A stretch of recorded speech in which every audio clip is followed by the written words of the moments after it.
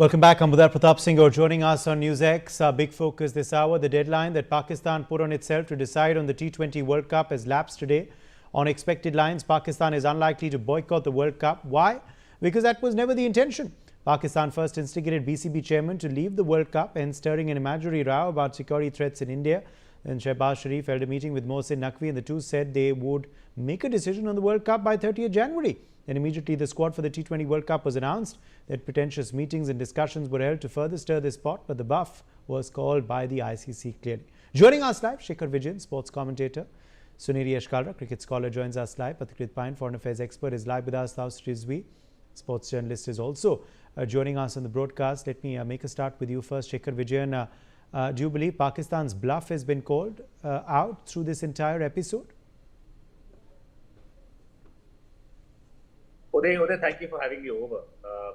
Uday, we have seen Pakistan doing, all kinds of things, but this is extremely ridiculous, extremely churlish, extremely childish, and extremely immature from a nation which plays cricket. The entire objective of this activity is to, I think, throw India under the bus. But what's really happened is Pakistan has ended up throwing themselves under a lorry. The credibility is at an all-time low, and this entire thing of them deciding whether they should play the World Cup or not is not just based on the cricketers. I think it's based on the fact that they might have to pay a fine. And in Pakistan, obviously, they're obviously short of funds, they're obviously short of money. And that's where it's really going to hit them hard. In terms of...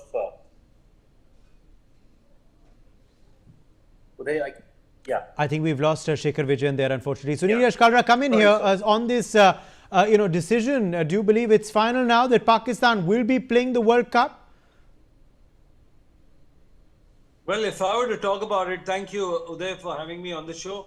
I think it's a very laughable thing that Pakistan actually started together with Bangladesh. They scampered together for a run, and invariably, as Pakistan does it, they turned back and got Bangladesh out. I think it's a very sad day, but the bluff was caught, and I'm glad that it happened at the World Cup, at the world stage. Remember, nobody supported them. If they had support, if the case was genuine, Australia, England, New Zealand, South Africa, the big four would have supported them. But this is not the case, and this could not be the case. So, sad end, but what to do? A test playing country for the ICC has run another full member of ICC out. It's a new precedent in the history of cricket. Uday? Pathikrit Pine, was this Pakistan's strategy all along, you believe? That they were bluffing everyone? They weren't going to do it in the first place. They were not going to boycott. Everyone actually said, if you have the guts, do boycott.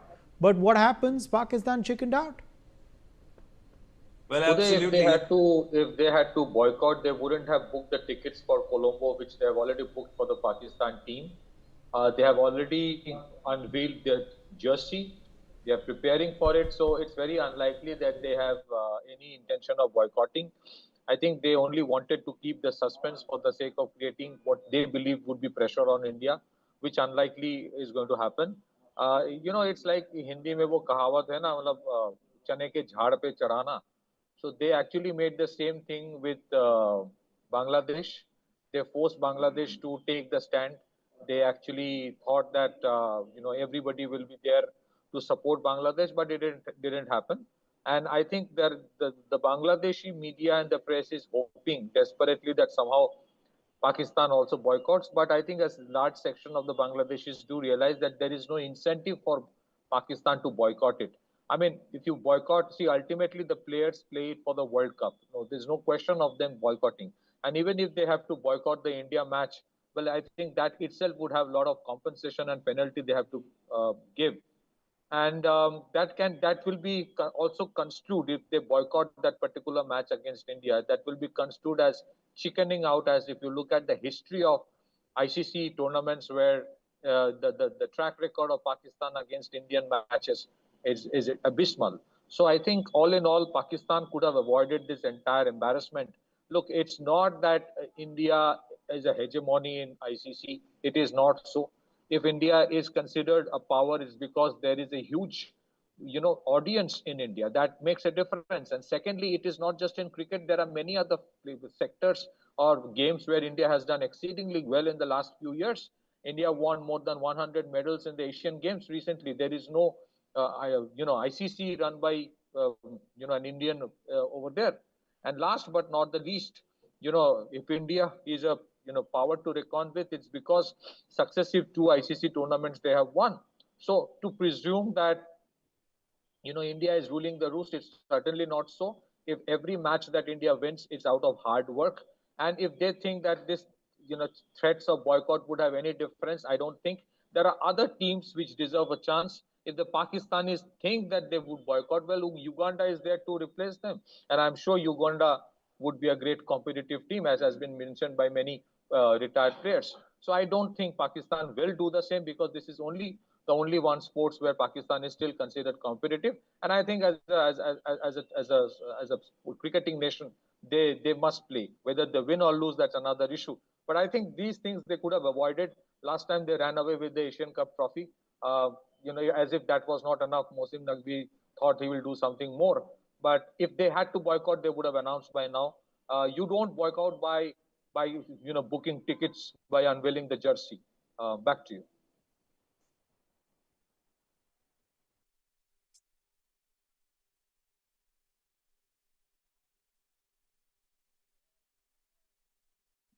Back to you there.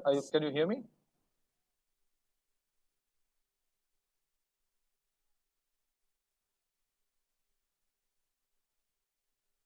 Okay, I think we're having some connection issues with him. Let me go back to you, Shekhar Vijayan. If you're back with us, Shekhar, on, of course, this entire episode, was it, a threat which wasn't really a threat in the first place? Do you believe the fines is what spooked Pakistan? The tough talking by the ICC and the broadcasters and the sponsors? What really led them to rework their mind if they were planning a boycott at all?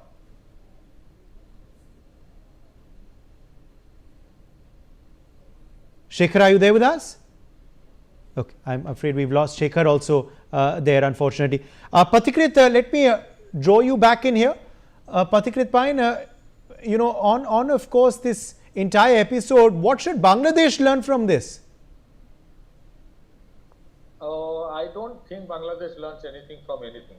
So, they should go through this phase to realize that the world doesn't run as per their whims.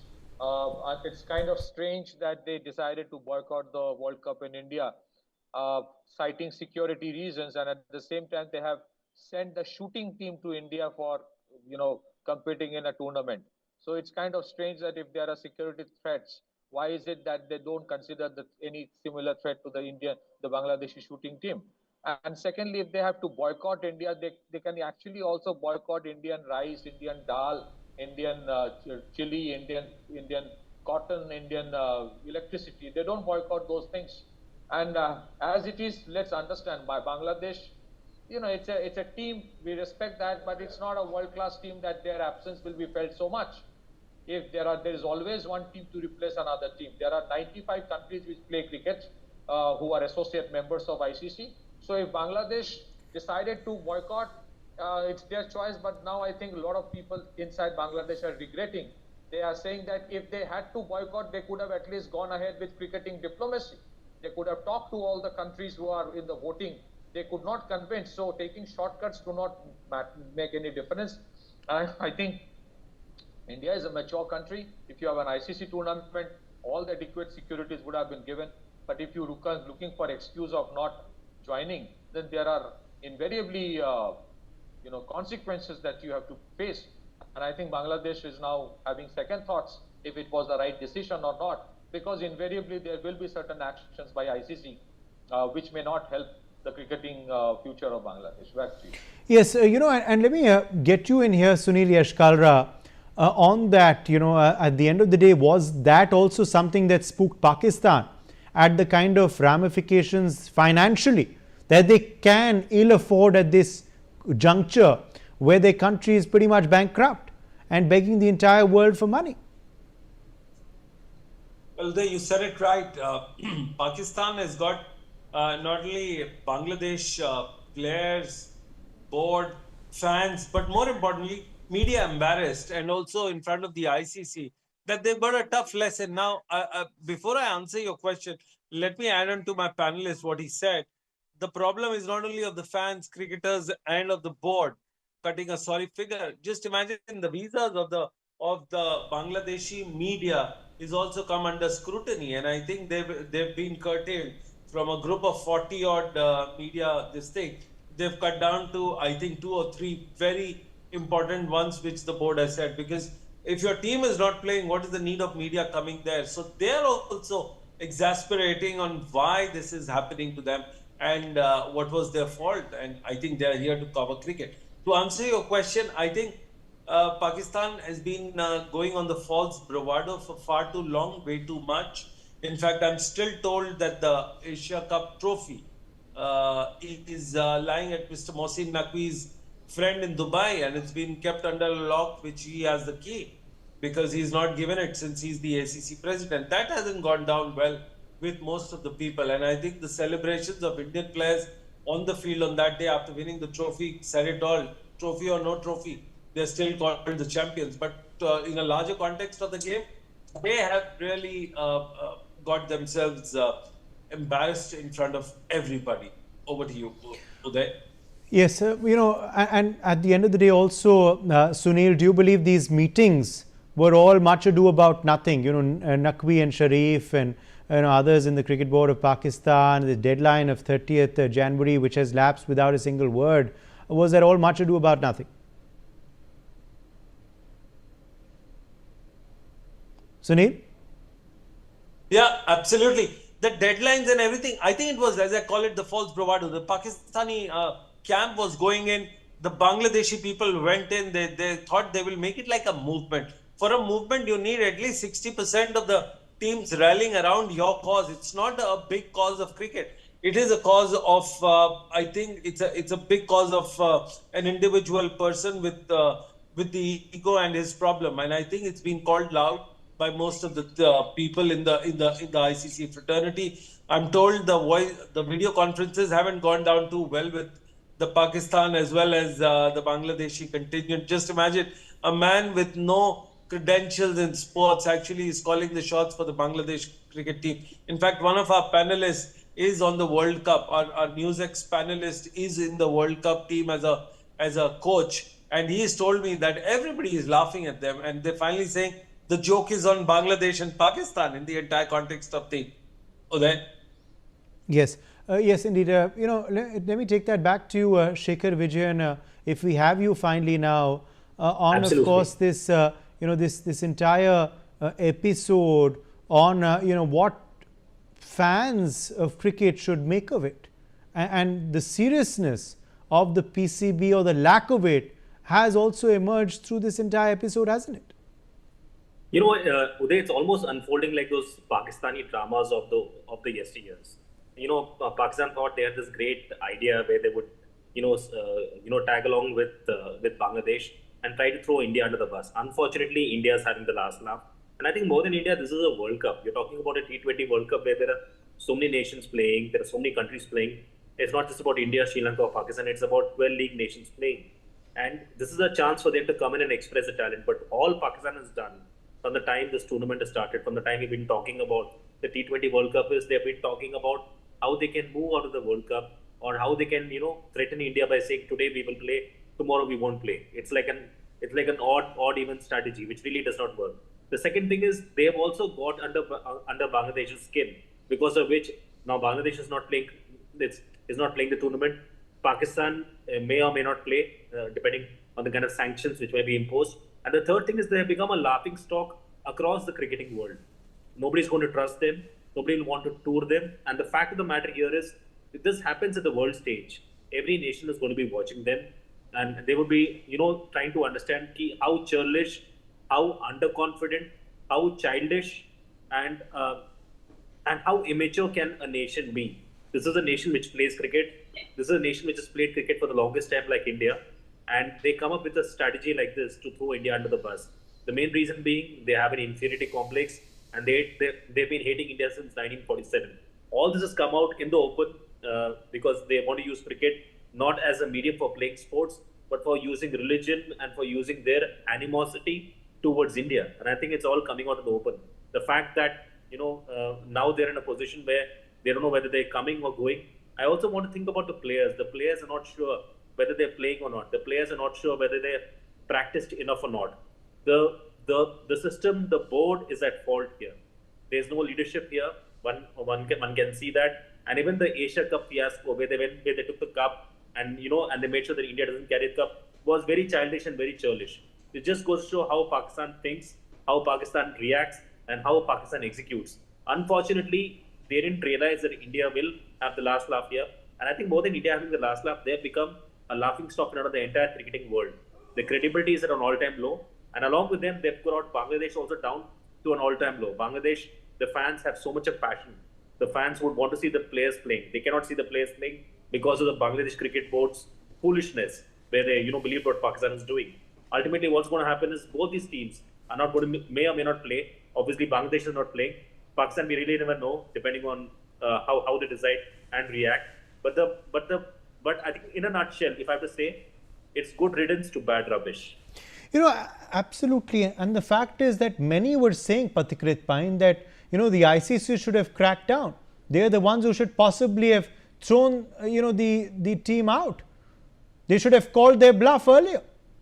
Absolutely, Uday. Pathikrit. Absolutely. The ICC has Pathikrit, that question is for you. Pathikrit Pine, can you hear me? Okay, we can't hear him. Yes, Shekhar Vijayan coming in. Go ahead, Shekhar. Yeah, see, the ICC has a very important role to play there. ICC, like they say, with great power comes great responsibility. ICC's role is not just to manage the muscle, the financial muscle of the cricketing World Cup, but it's also about, it's also about managing this.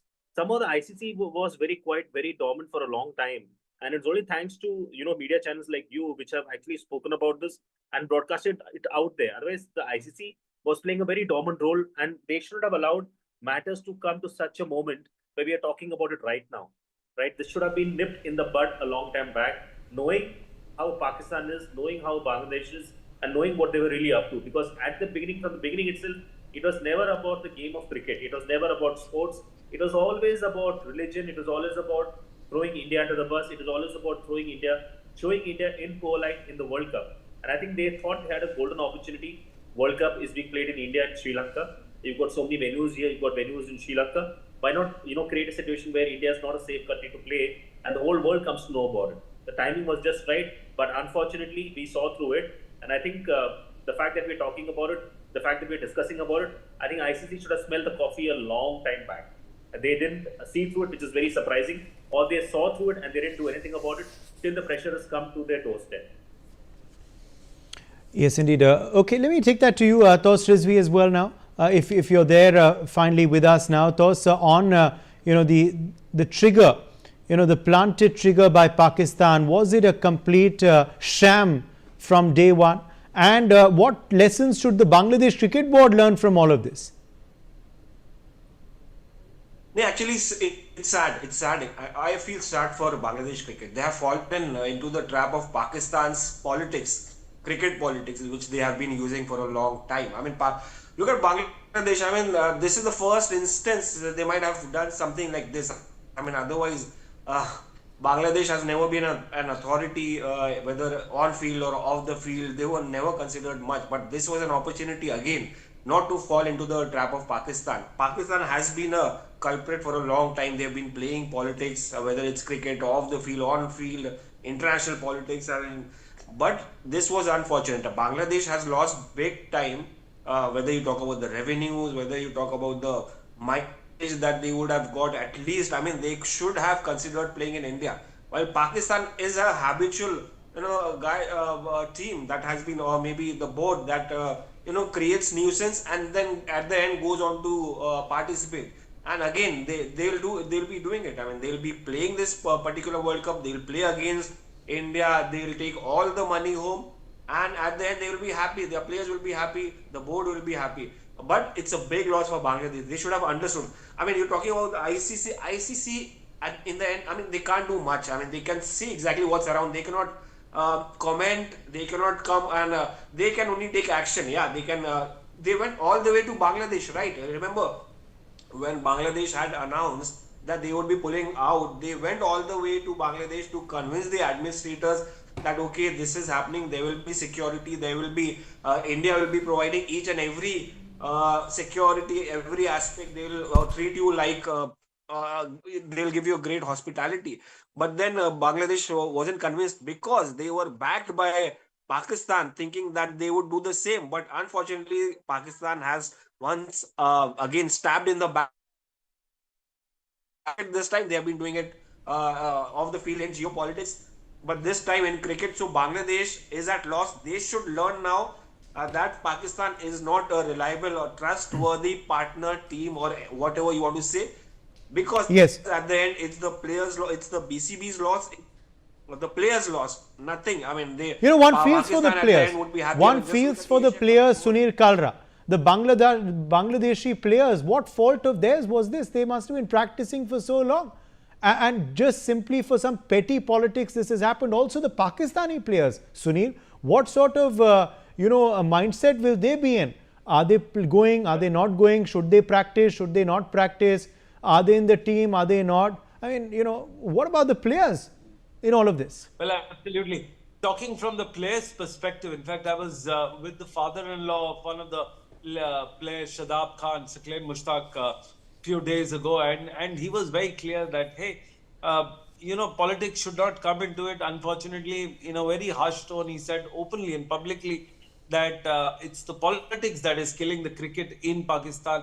In fact, the kind of money that was expected and generated out of this is huge, considering it's happening in South Asian continent. But I'll tell you, the problem with, you asked the problem, what's happening? I'm barely few kilometers away from the ICC headquarters, and with authority, I can say that there are few negative minds inside the ICC who are Pakistani origin officials. They are causing a lot of damage and grief, and I think it's time that Jai Shah and his team should take a notice of the problem within the ICC. The few crucial officials, they are trying to play up, and they give the sensitive information out to the Pakistan camp or to the Bangladeshi thing, because I've seen it personally. Whenever the ACC matches happen, whether it's your under 19, your women, your men's cup, these Pakistani officials who always hound around, give advice, give inputs, and whenever the Mohsin Naqvi comes in,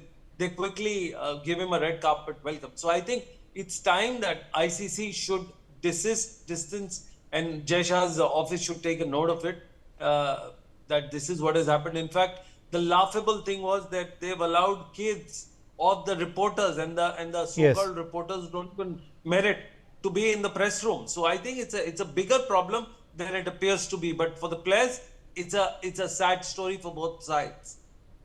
All right, appreciate you joining us, gentlemen, with your perspective.